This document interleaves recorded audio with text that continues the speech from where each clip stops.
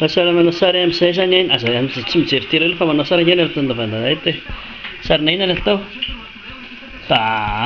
Efa sarina baribapapa atao eto amin'izay sarina baribapapa voalohany. Aloha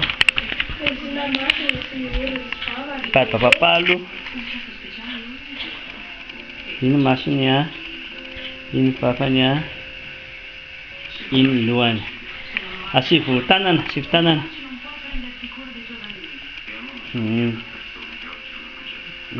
Tanana gauche ilay izy maloratry izany.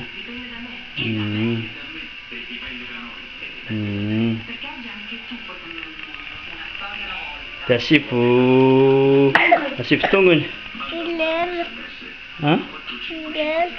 Aiza? Tsisy. Rehefa avy eo fafana. Tongony, asivo tongony baribapapa.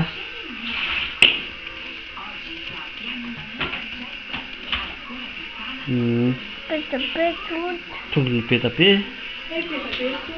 Asivo kapa arany.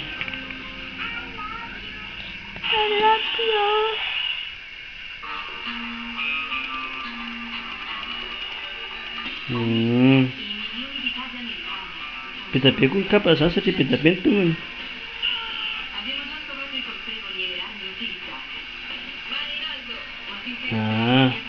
Asivo satroka.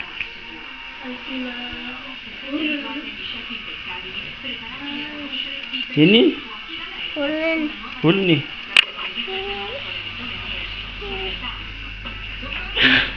Araisa ny sofiny. Iny? Orony iny. Asivo sofiny amin'izay. Sofiny anankiroa. Sofiny. Ity zany sofiny.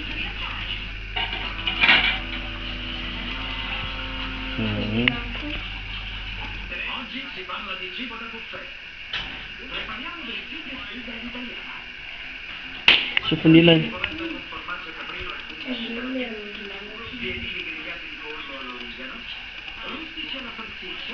Zay. Dia mipetraka ambony seza. Fa manao ina izy? Vita zany ny baribapapa. Ay asivo masoandro ilay ambony ery.